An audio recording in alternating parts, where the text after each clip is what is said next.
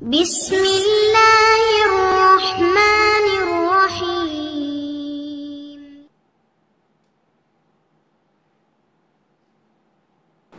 அஸ்ஸலாமு அலைக்கும் வரஹ்மத்துல்லாஹி வபரகாத்துஹு. அன்பிற்குரிய சகோதர சகோதரிகளே, நீங்களும் ஆலிம்களாகலாம் என்ற பாடத்தில் திங்கள் செவ்வாய் ஆகிய 2 நாட்கள் சஹீஹுல் புகாரி என்ற நூலின் நேரடி தமிழாக்கத்தையும் தேவைப்படும் விளக்கங்களையும் பார்த்து வருகிறோம். இதுவரை 127 ஹதீஸ் பார்த்துட்டோம். இன்றைக்கு 128வது ஹதீஸ். இந்த 128வது ஹதீஸுக்கு பாட தலைப்பு என்ன கொடுத்துருந்தாருன்னு சொன்னால், சில விஷயங்களை மக்களுடைய தரத்தை புரிந்து கொண்டு சொல்லாமல் விட்டுவிடுவது. இதை நம்ம சொன்னோம்னா இவன் சரியாக புரிஞ்சிக்கிற மாட்டான் அப்படின்ட்டு விட்டு விடுவதுன்னு தலைப்பு போட்டு அதில் 127 ஹதீஸை பார்த்துட்டோம்.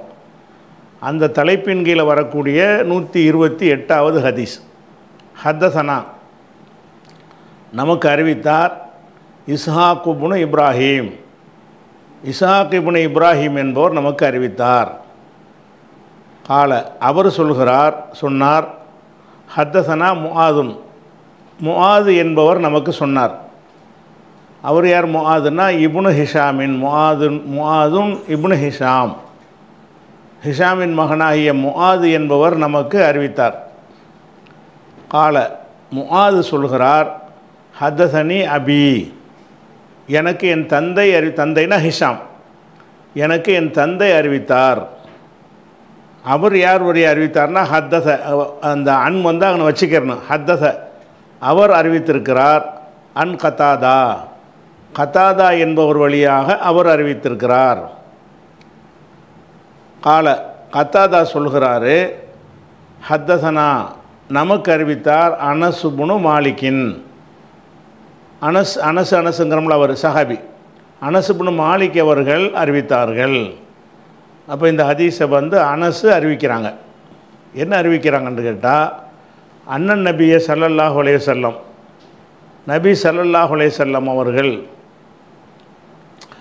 அலர் ரஹலி, இங்கே வந்துடணும். அண்ணன் நபியை ஸல்லல்லாஹு அலைஹி வஸல்லம் அலர் ரஹலி, நபி ஸல்லல்லாஹு அலைஹி வஸல்லம் அவர்கள், ரஹலுன்னா ஏறி செல்கிற வாகனம்னு அர்த்தம். இது ஒட்டகம்னு வச்சுக்கலாம். ஒட்டகத்தெல்லாம் பெரும்பாலும் போவாங்க. வேகமாக போகிறதுக்கு போகிறதுக்கு தான் குதிரை சரியாக வரும். சும்மா நடைப்பயணமாக பயணம் செய்வதாக இருந்தால் ஒட்டகம்தான் சரியாக வரும். அதனால் ஒட்டகம் இல்லைன்னா கோவேறு கழுதையை பயன்படுத்துவாங்க. அப்போ அண்ணன் நபியை ஸல்லல்லாஹு அலைஹி வஸல்லம், நபி ஸல்லல்லாஹு அலைஹி வஸல்லம் அவர்கள் அலர் ரஹலி, வாகனத்தின் மீது, அதாவது ஒட்டகத்தின் மீது இருக்கும் நிலையில் இருந்தார்கள். ஓ முஆதுன், முஆத் அவர்கள் ரதீஃபுஹு, ரதீஃபுன்னு சொன்னால் அதாவது ஒருத்தருக்கு பின்னாடி வாகனத்தில் உட்காந்து போகிறாங்கல்ல, அவங்கள ரதீஃபும்பாங்க. நம்ம லிஃப்ட்டு கொடுக்குறோம்ல, ஒரு ஆளை சேர்த்துக்கிட்டு போகிறோம்ல பின்னாடி பைக்கில், அந்த மாதிரி வாகனத்தை ஓட்டுற ஒரு ஆள் இருப்பார். அவர் டபுள்ஸ் போகிறாங்கல்ல, இன்னொரு ஆளை ஏற்றிக்கிட்டாங்கன்னு சொன்னால் அவருக்கு பேர் ரதீஃபுன்னு சொல்லுவாங்க. ரதீஃபுன்னா அவருக்கு பின்னால் இருக்கிறவர்னு அர்த்தம். அப்போ ரசூலுல்லாஹ் ஒட்டகத்தில் இருக்கிறாங்க, பின்னாடி முஆதும் இருக்கிறார். அது ஒரு ஒட்டகத்தில் 2 பேர் போகிறாங்க. மறுபடி பாருங்கள், ஹத்தசனா அனஸ் இப்னு மாலிக்கின், அனஸ் இப்னு மாலிக் நமக்கு சொன்னார் அண்ணன் நபியை ஸல்லல்லாஹு அலைஹி வஸல்லம் அலர் ரஹலி. இந்த முஆதுன் ரதீஃபும் நடுவில் நுழைச்சிட்டார். இதை சொல்லிட்டு வச்சா தான் தமிழுக்கு சரியாக வரும். அண்ணன் நபியை ஸல்லல்லாஹு அலைஹி வஸல்லம் அலர் ரஹலி, நபி ஸல்லல்லாஹு அலைஹி வஸல்லம் அவர்கள் ஒட்டகத்தின் மீது இருந்தார்கள். ஓ முஆதுன், இப்போ இந்த சொல்லுக்கு இப்போ வரணும். ஓ முஆதுன், முஆத் இப்னு ஜபல்ங்கிறோம்ல, அவர் ரசூல் ஸல்லல்லாஹு அலைஹி வஸல்லம் ஏமன் நாட்டு கவர்னர் அனுப்புவாங்க. அனுப்பும்போது என்ன செய்வாங்கன்னா, அவரை பின்னாடி வச்சு கூட்டிகிட்டு போய் வழி அனுப்பிட்டு வருவாங்க. ஓ முஆதுன், முஆத் ரலியல்லாஹு அன்ஹு அவர்கள் ரதீஃபுஹு, ரதஃபன்னா ஒரு ஆளுக்கு பின்னால் இருந்தான் என்று அர்த்தம். இப்போ நான் உட்காந்துருக்கேன்னு வைங்களேன், எனக்கு பின்னாடி வரிசையில் உட்காந்துருக்கார்ல, அவர் ரதஃபனி, எனக்கு பின்னாடி இருக்கிறார் அப்படின்னு அர்த்தம். ஆளை குறிக்கிறதுக்கு என்ன செய்வாங்கன்னா, ஃபைலுங்கிற வசனில் ரதீஃப் என்று மாற்றிடுவாங்க. ஓ முஆதுன், முஆத் அவர்கள் ரதீஃபுஹுண்டா ரசூல்லா, ரதீஃபுன் நபி, நபிக்கு பின்னால் அமர்ந்தவராக இருந்தார். ரசூலுல்லாஹ் ஒட்டகத்தில் இருக்கிறாங்க, முஆது வந்து பின்னாடி இருக்கிறார். ரசூலுல்லாஹ் ஒட்டகத்தை ஓட்டிக்கிட்டு போகிறாங்க. கால அப்போ ரசூல் ஸல்லல்லாஹு அலைஹி வஸல்லம் சொன்னார்கள், யா முஆத் இப்னு ஜபல், முஆத் இப்னு ஜபல் அவர்களே கூப்பிட்றாங்க. பின்னாடி இருக்கிறதுனால அவர்கிட்ட பேசுகிறாங்க. யா முஆத் இப்னு ஜபல், முஆத் இப்னு ஜபல் அவர்களே அப்படின்ட்டு கூப்பிட்றாங்க. கால அவர் சொன்னார், லப்பைக்க யா ரசூலல்லாஹ் வ சஅதைக்க, லப்பைக்க யா ரசூலல்லாஹ் வ சஅதைக்க என்று சொன்னார் அப்படின்னு வந்துருச்சு. இப்போ இந்த லப்பைக்க என்ற வார்த்தையும் சஅதைக்க என்ற வார்த்தையும் அது என்ன, அது என்ன வகையான சொல்லில் அடங்கும் அது அப்படின்னு சொன்னால், இது வந்து இந்த லப்பாவுக்கு இந்த உதாரணமாக ஒரு உதாரணத்தை எடுத்து காட்டினான். ஒரு ஃபத்துஹுல் பாரியில் இப்னு ஹஜர் எல்லோரும் இதை சொல்லியிருக்கிறாங்க. இதை வந்து நான் ஒரு ஆதாரம் உங்களுக்கு காட்டணும்ல, அதுக்காக வேண்டி. அதாவது இது வந்து லப்பைக்குங்கிறதுக்குள்ள அதில் வந்து லப்புன்னு ஒன்று இருக்குது. அந்த லப்பு என்பதை ஈர்மையாக்குனா என்னவாயிரும், லப்பைனின்னு வரும். லப்புன்னா ஒருமை, லப்புன்னா வந்து பதிலளித்தல் அர்த்தம். லப்பன்னா என்ன அர்த்தம், லப்பை என்று சொன்னால் ஒருத்தர் கூப்பிட்டதுக்கு நீங்கள் பதில் அளிக்கிறீங்கல்ல, அதுக்கு பேர் லப்பை. லப்பை என்றால் பதில் அளித்தான் அப்படின்னு அர்த்தம். லப்புன் என்று மஸ்தரா சொன்னீங்கன்னா பதில் அளித்தல் அப்படின்னு அர்த்தம். இப்போ லப்பு என்பதை என்ன செய்கிறாங்கன்னா ஈர்மையாக்குறாங்க. லப்பை நீண்டு இருமுறை பதிலளித்தல் அர்த்தமாயிரும். லப்பை நீன்ற அர்த்தம் இருமுறை பதிலளித்தல் அகராதிப்படி. அதுக்கப்புறம் வந்து அந்த கவையும் சேர்க்குறாங்க. லப்பை க, உங்களுக்கு இருமுறை பதிலளிக்கிறேன் அகராதி அர்த்த பிரகாரம். அகராதி அர்த்த பிரகாரம் என்ன செய்யணும், லப்பு என்று சொன்னால் கூப்பிட்டாங்களே, கூப்பிட்டதுக்கு என்னங்கன்னு நம்ம கேட்போம்ல, ஆமான்னு சொல்லுவோம்ல, அதுக்கு சொல்கிறது தான் லப்பைக்க என்பது. அப்போ இந்த இது வந்து இஸ்லாம் வர்றதுக்கு முன்னாடியே இந்த சொல் இருக்குது. இந்த லப்பைக்கு இந்த அர்த்தத்தை வந்து இஸ்லாம் கொடுக்கல. இது ஜாஹிலியாக்கள் காலத்திலேருந்து லப்பைக் என்பதை பயன்படுத்துவாங்க. யாராவது கூப்பிட்டாங்கன்னா லப்பைக்கும்பாங்க. அப்போ அதாவது லப்பைக்கு என்பது வந்து லப்பு என்கிற வார்த்தையின் ஈர்மையாக ஆக்கி அந்த லப்பைனின்னு வந்த பிறகு அதில் காஃபை சேர்க்கும்போது இலாஃபத் செஞ்சால் நூனு போயிடும்ல, லப்பைனிக்கேன்னு சொல்ல இயலாது. இருமையான சொல்ல வந்து ஒரு லமீர் எதுலேயோ இலாஃபத் செஞ்சீங்கன்னு சொன்னால், இப்போ கிதாபைனின்னு இருக்குது, 2 கிதாபுன்னு இருக்குது, ஜெயிதுடைய 2 கிதாபுன்னு சொல்ல வேண்டியிருக்கு. அப்போ அந்த நூனை சொல்ல மாட்டோம்ல, கிதாபை ஜெய்தின் அல்லது கிதாபா ஜெய்தின், ஜெய்துடைய 2 கிதாபுகள். அந்த தசனியாவுடைய இருமையுடைய நூன்கள் வந்து இலாஃபத்து செய்யும்போது போயிடும். அப்போ இந்த லப்புங்கிற வார்த்தைக்கு வந்து உள் அர்த்தத்தை விளங்கிக்கணும். இப்போ லப்பைக்குன்னு ஆமா ரசூல்லான்ட்டு போயிடணும். இப்போ விளங்கிக்கிறது வேறு. அது எப்படி அந்த சொல் வந்துச்சுன்னு கேட்பாங்கள்ல, நீங்கள் கிராமராக உங்கள்கிட்ட கேட்டாங்கன்னா நீங்கள் சொல்லணும்ல, அதுக்காகத்தான் இது. அப்போ லப்பு என்பது வந்து லப்ப என்கிற வினை சொல்லினுடைய மஸ்தர் வந்து லப்புன், லப்ப லப்புன். அப்போ லப்ப என்றால் வந்து பதிலளித்தான், லப்பு என்று சொன்னால் பதில் அளித்தல் அப்படின்னு அர்த்தம். இப்போ வந்து 2 தடவை இருமையாக்குறதா என்ன செய்யணும், லப்பைனி இருமுறை பதிலளித்தல், 2 பதிலளித்தல்.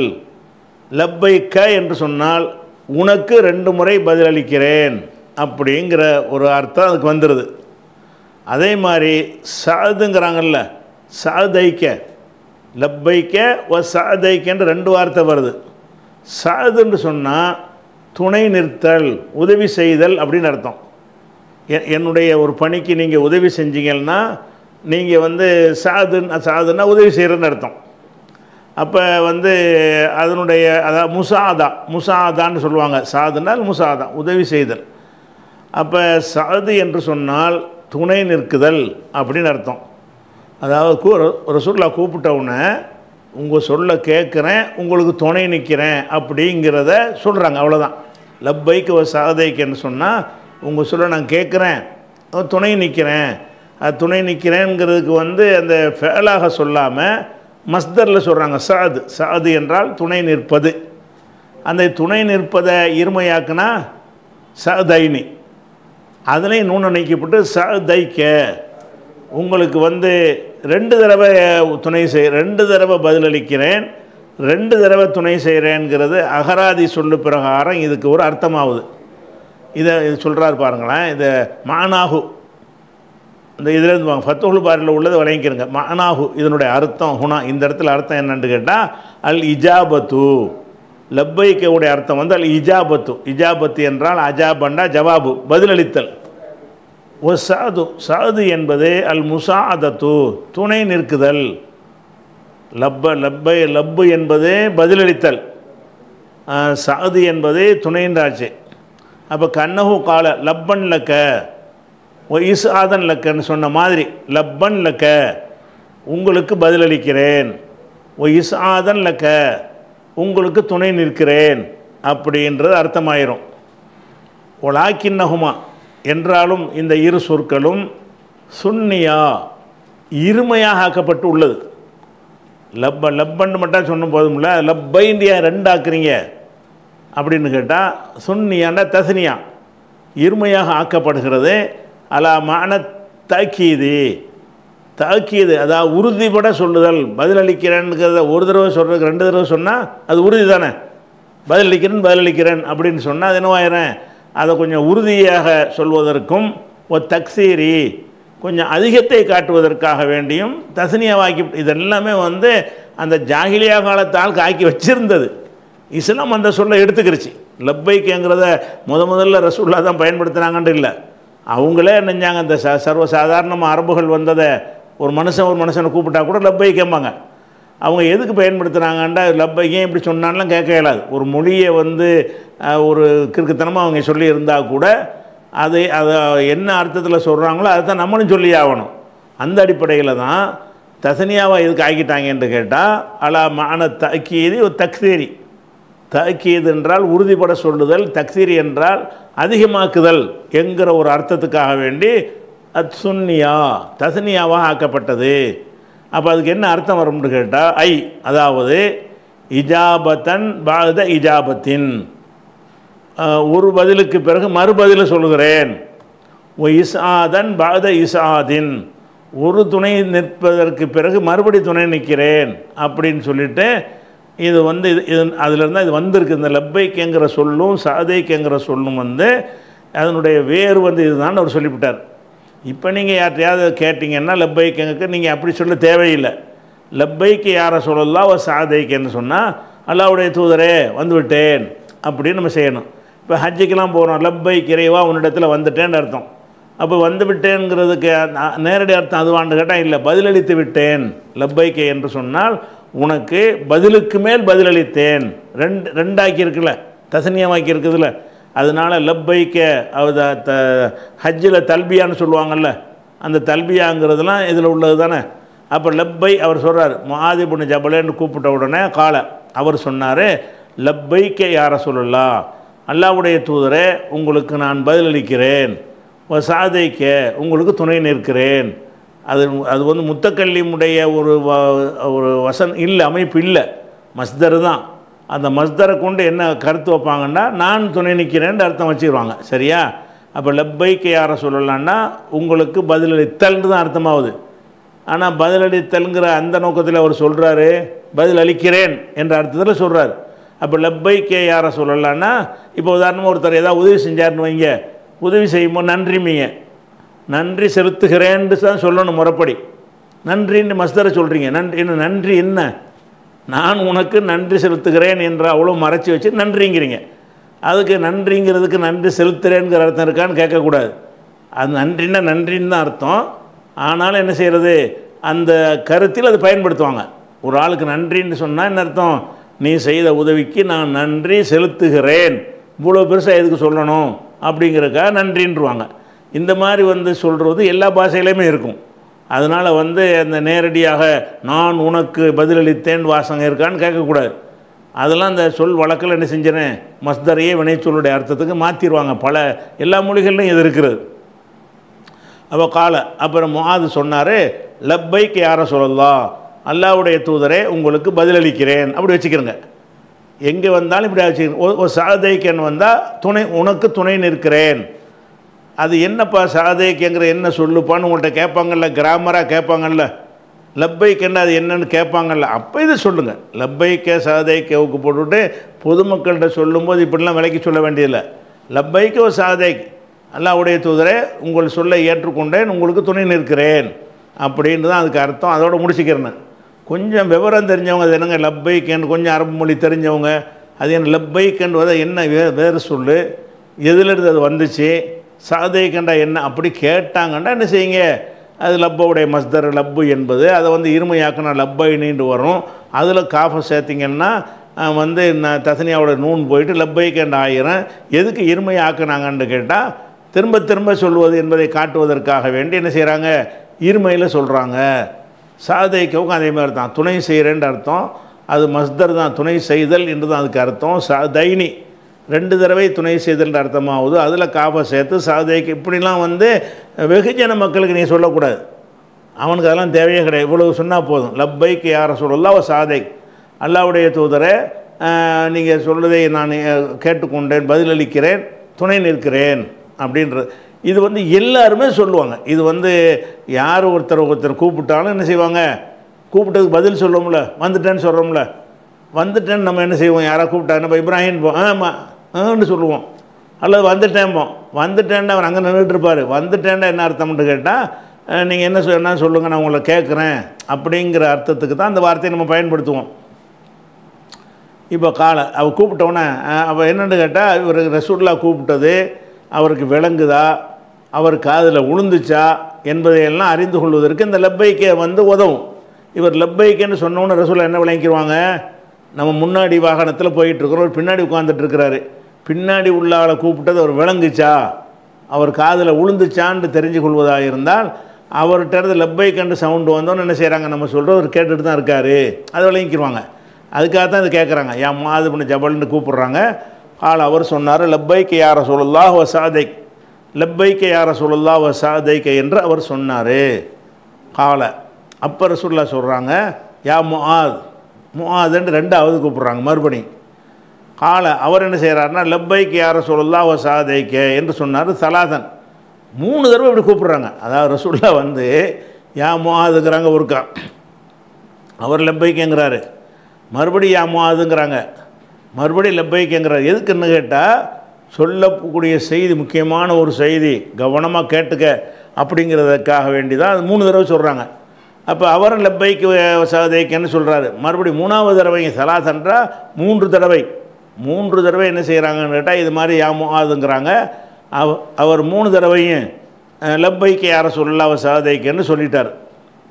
அதுக்கப்புறம் 3 தடவையும் அவர் சொன்னதுக்கு பிறகு ரசூலுல்லாஹ் சொன்னாங்க மாமின் அஹதின், அஹதுனா ஒருவன் அர்த்தம். எந்த ஒருவன் யஷ்ஹது அல்லா இலாஹ இல்லல்லாஹ், லா இலாஹ இல்லல்லாஹ் என்று உறுதி கூறுகிற ஒருவன், அன்ன முஹம்மதன், முஹம்மது அவர்கள் ரசூலுல்லாஹி அல்லாஹ்வுடைய தூதர் என்றும் உறுதி கூறுகிற எந்த ஒரு மனிதனும் மா என்றால் இல்லை. என்ன இல்லைன்னு கேட்டால் பின்னாடி வரும்.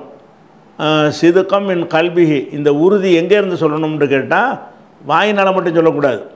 சிதுக்கன் உண்மைப்படுத்திய நிலையில், மின் கல்பிஹி அவனுடைய கல்புல இருந்து உள்ளத்திலிருந்து லா இலாஹ இல்லல்லாஹ்னா அல்லாஹ்வை தவிர யாரும் இல்லைன்னு மனசார நம்பி சொல்லணும். முஹம்மது ரசூலுல்லாஹ் என்பதை நான் உறுதி கூறுகிறேன் என்பதை மனசார நம்பி என்ன செய்யணும், சொல்லணும். இப்படி சொல்கிற யாராக இருந்தாலும் இல்லா ஹர்ரமஹுல்லாஹு அலன்னார், அவரை அல்லாஹ் வந்து நரகத்துக்கு ஹராமாக ஆக்காமல் இருப்பதில்லை. இந்த மாவுடைய அர்த்தம் இங்கே தான் செய்யணும், விளங்குதா? இல்லா மாங்கிற அர்த்தம் வந்து இந்த இல்லாவுக்கு பக்கத்தில் வச்சுக்கிறணும். அல்லாஹ் ஹராமாக்கிய தவிர இல்லை அப்படின்னா என்ன அர்த்தம்? இந்த வார்த்தையை ஒருத்தன் சொல்லிட்டான்னு சொன்னால் நரகத்துக்கு அவன் ஹராமாக்காமல் இருப்பது கிடையாது, எவனாக இருந்தாலும் சரி அப்படின்றதுக்கு அர்த்தம். திருப்பி ஒரு சொல்லுக்கு அர்த்தம் பாருங்கள். மாமின் அகதின், எந்த ஒரு மனிதனும் இல்லை, மனிதன் இல்லைன்னு அர்த்தம் கிடையாது. அந்த இல்லையை கொண்டு வந்து இங்கே சேர்க்கணும். அந்த மாவை நம்ம விட்டுட்டு வர்றோம்னு நினைக்கக்கூடாதுங்கிறதுக்காக இல்லைன்னு சொல்லிக்கிறோம் இப்போதைக்கு. மாமின் அகதின், அதான் அகதுன்னா ஒருத்தன், மின் அகதின் போட்டிங்கன்னா எந்த ஒருத்தன்ற அர்த்தத்துக்காக அந்த மின் சேர்ப்பாங்க. மாமின் அகதின், எந்த ஒருவனும் இல்லை. எப்படிப்பட்டவன்? யஷ்ஹது அல்லா இலாஹ இல்லல்லாஹ் வ அன்ன முஹம்மது ரசூலுல்லாஹ் என்று யஷ்ஹது என்றால் உறுதி சொல்கிறானே, அப்படிப்பட்ட எவனும் இல்லை. அது எந்த மாதிரி உறுதி சொல்கிறான்? சிதுக்கம் மின் கல்பிஹி, அவனுடைய உள்ளத்தில் இருந்து மெய்ப்படுத்தும் நிலையில். சிதுக்குன்னா தஸ்தீகன், சிதுக்குன்னா உண்மைன்னு தான் அர்த்தம். அது உண்மைப்படுத்தலுங்கிற அர்த்தத்தில் அது யூஸ் பண்ணுறாங்க. சிதுக்கன்னா தஸ்தீகன், மெய்ப்படுத்தும் நிலையில். எந்த ஒருவனும் இப்படி சொல்வது இல்லை. இல்லா ஹர்ரமஹு, அவனை அல்லாஹ் வந்து ஹராமாக்கி விடுவான். அல்லாஹ் ஹராமாக்கி விடுவான். அலன்னாரி, நரகத்துக்கு அவனை ஹராமாக்கிடுவான். நரகத்துக்கு ஹராம்னா என்ன மாதிரி, நரகத்துக்கும் போக முடியாது, நரகம் ஏற்றுக்கிறாது அப்படிங்கிற ஒரு இலக்கியமாக சொல்கிறது. அல்லாஹ் வந்து நரகத்திலிருந்து அவனை காப்பாற்றுவான்னு அர்த்தம். இல்லா ஹர்ரமஹுல்லாஹு அலன்னார், நரகத்துக்கு அவனை ஹராமாக்காமல் ஹராமாக்கியே தவிர எவனும் இதை சொல்வதில்லை. எவனாவது இதை சொன்னான்னு சொன்னால் அவனுக்கு நரகம் ஹராமு. சொர்க்கம் போவான் என்று சொல்கிறதை விட நரகம் ஹராம்ங்கிறது ரொம்ப கூடுதலான ஒரு விஷயம். சொர்க்கத்துக்கு போவான்னு சொன்னால் அந்த செஞ்ச தப்புக்கெல்லாம் வந்து மன்னிக்கலைன்னு சொன்னால் ஒரு தண்டனையை பெற்றுவிட்டு ஒரு 100 வருஷம் 200 வருஷம் நரகத்தில் கிடந்துட்டு அதுக்கு பிறகு சொர்க்கத்துக்கு போயிடுவாங்கிற அர்த்தத்தை கூட அது தந்துடும். சொர்க்கத்துக்கு செல்வான்கிற வார்த்தை வந்து அது தந்துடும்.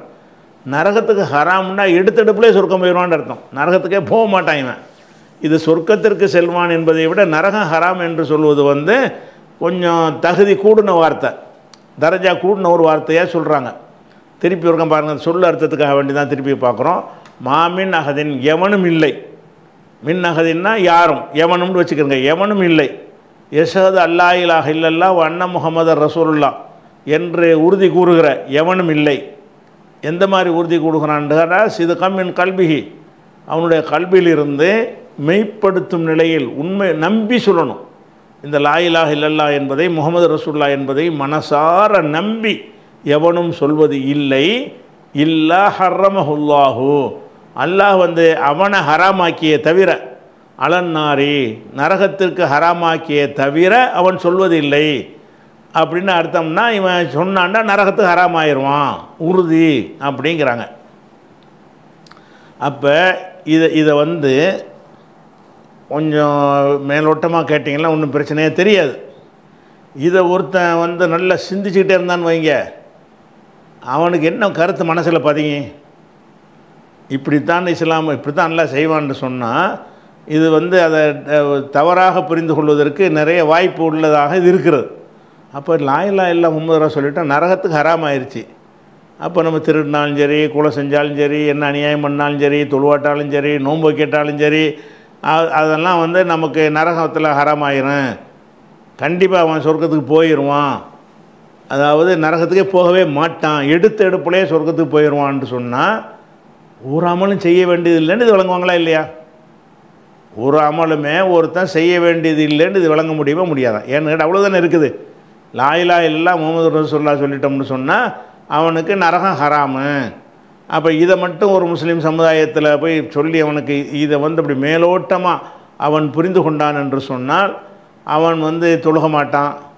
தொழுகாமல் இருந்தாலும் நமக்கு பஞ்சாயத்தில் நரகத்துக்கு பயந்து தானே தொழுகிறோம். நம்ம தான் லா இலாஹ இல்லல்லாஹ் சொல்லியிருக்கிறோமே, நம்ம தான் நரகத்துக்கு போக மாட்டோமே. தொழுவ மாட்டான், நோன்பு வைக்க மாட்டான், ஒன்றுமே செய்ய மாட்டான். எந்த ஒரு நல்லறம் கூட செய்ய தேவையில்லை, தான தர்மம் ஒன்றுமே செய்ய தேவையில்லை. எதுக்கு நம்ம தான் லா இலாஹ இல்லல்லாஹ் சொல்லிவிட்டோம்ல, நரகம் தான் ஹராம் ஆகிடுச்சுன்னு வழங்க முடியுமா இல்லையா? அப்போ அந்த கருத்தில் தான் இந்த இருக்குதுன்னு சொல்லி தான் அது சொல்கிறார் ரசூலுல்லாஹ் சொல்கிறாங்க. சொன்ன உடனே ஆனால் அந்த கருத்தை தருமாங்கிற ரெண்டாவது நான் விளக்குறேன். அப்படி தான் தரும், மேலோட்டமாக பார்த்தா அந்த கருத்தை தருகிறது. அப்போ கால முஆது கேட்குறாரு, யார் ரசூலுல்லாஹ், அல்லாஹ்வுடைய தூதரே, காலண்டா சொன்னார்னா கேட்டார்னு வச்சுக்கிறங்க. அல்லாஹ்வுடைய தூதரே, அஃபலா உஹ்பிரு பிஹி, இதனை நான் அறிவித்து விடட்டுமா, அன்னாச, மக்கள்கிட்ட போய் நான் சொல்லிடட்டுமா, இதை சொல்லிவிட்டீங்க என்று சொல்கிறீங்க, இந்த செய்தியை மக்களுக்கு நான் அறிவித்து விடவா அப்படின்னு கேட்குறாங்க. அப்படி அறிவித்தால்